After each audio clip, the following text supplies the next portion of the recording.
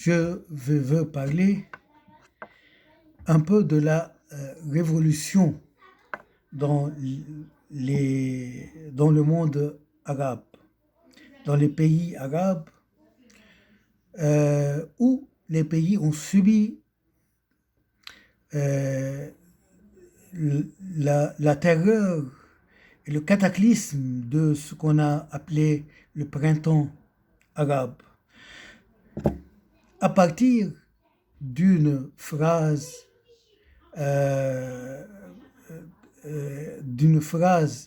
qui circule beaucoup dans les médias, mais que la masse média ne connaît pas vraiment ne connaît pas vraiment sa profondeur et son sens, son vrai sens.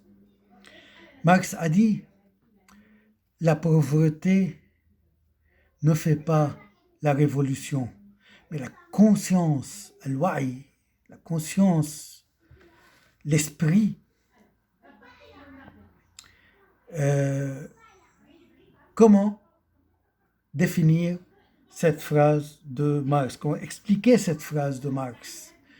Pourquoi des masses arabes longtemps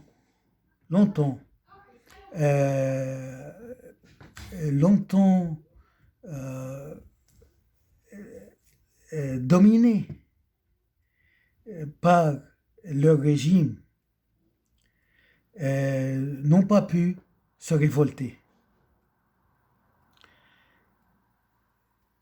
Je connais, et tout le monde connaît, des populations arabes qui travaillaient, qui trouvaient refuge dans d'autres pays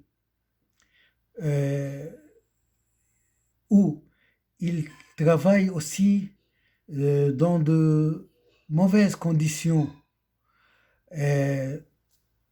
à l'extérieur de leur pays et à l'intérieur.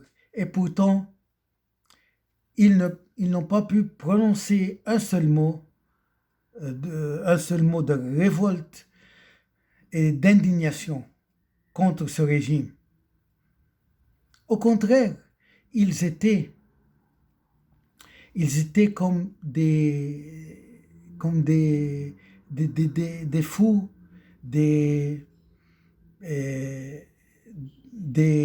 gens qui vivaient dans la pauvreté et ils en étaient très fiers et très heureux.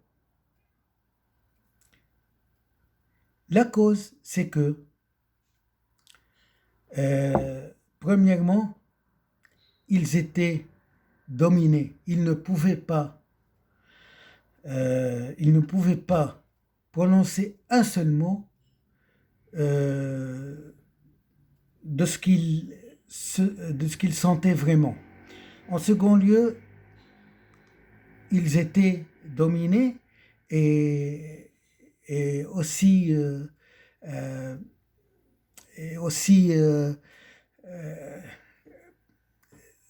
ils étaient toujours sous la machine de la terreur et de la terreur des machines des services secrets. Troisièmement, il y a l'élément religieux qui spécialement chrétien, qui leur disait toujours, non, si vous êtes pauvre, c'est à cause de vous. Souvenez-vous que dans la Bible,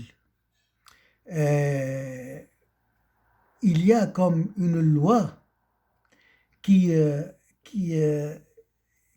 promulgue cette différence. La Bible disait, si tout le monde doit être riche et propriétaire, alors qui va être laboureur, qui va nous donner le fruit de la terre. Donc, cette mentalité, euh, cette mentalité euh, s'est servie comme un moyen euh, pour instaurer la domination des peuples. C'est pourquoi il n'y avait pas une conscience qu'on est vraiment dominé, qu'on est vraiment pauvre. Le christianisme disait la pauvreté, ce n'est pas important, la pauvreté matérielle. L'important, c'était la pauvreté mentale, la pauvreté de l'esprit.